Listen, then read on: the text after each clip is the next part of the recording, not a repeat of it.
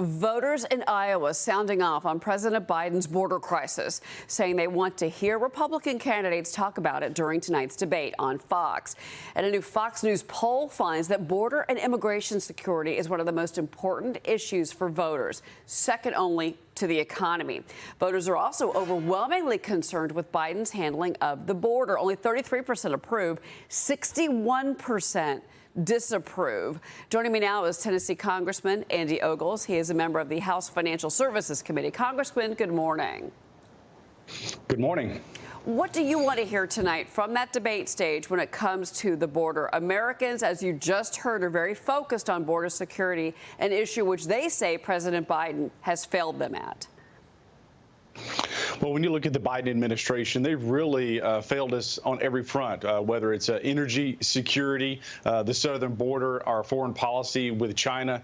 Inflation is at a record high in recent times. Again, the cost of a mortgage. And a lot of people now who have been pursuing the American dream of owning their own home have been priced out of the market.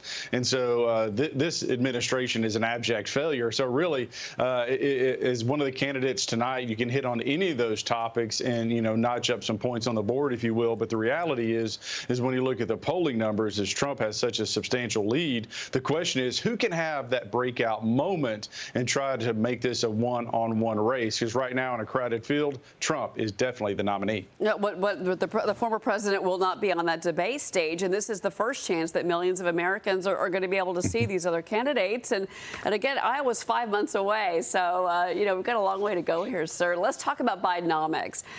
Also expected to be a topic during the debate tonight. The price of school supplies rising nearly 24% since President Biden took office. Pens, markers, mechanical pencils, those are all 13% more today than in 2019. Binders, folders, that's costing nearly 48.5% more over last year. Crayons, highlighters are up as well on average, 18.5%. I mean, this is what parents are dealing with right now, sir.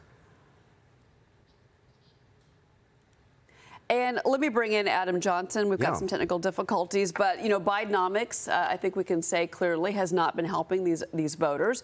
And these voters are saying, especially with back-to-school numbers I just gave you, that inflation is hurting them in their pocketbooks. Oh, you better believe it is. And Bidenomics is a very curious term because I'm not sure what anyone really thinks Bidenomics is. I'm not sure anyone really knows. Well, let me define it for all of our viewers. Cheryl, Bidenomics, from my point of view, is restricting drilling on federal land to force up the price of gasoline and trying to offset that inflation with handouts, with money paid for, with money that we don't have at interest rates we can't afford. That's what Bidenomics is. It's been a disaster. Just look at inflation, look at the lack of caring for people because we're more concerned about bringing non-Americans over the border and foisting them into other cities that have to deal with them. That's Bidenomics. I'm not sure what the White House thinks Bidenomics is, but that's what I think Bidenomics is. Congressman Ogles, I understand that we've got you back with us now. Again, you are on House Financial Services Committee. So talk to us about Bidenomics. Obviously, I don't know how much you heard, but we were talking about the jump in school supplies for these American families. Yes, they're the ones that are saying that they are paying much higher prices than they were when President Biden took office. Well, I can look at this from two fronts. One is a parent, and another is before I was congressman, I was a county executive or county mayor. And so the school system was one of my budgetary issues that I had to deal with. And already before COVID, before Bidenomics, school systems across the country struggled to make ends meet. And now, post-COVID, now that we're in the middle of Bidenomics, what you see is this pressure on the American family. And look, I come from a small town.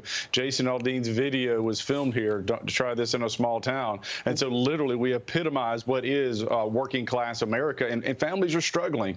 Bread, milk, eggs, everything costs more. And now they're trying to send their kid back to school and they can't afford crayons and highlighters and pens and the things that you talked about. And so I think, the Republicans have we have a really good opportunity here to make this message about the economy, to make it about energy independence, because that's the path forward.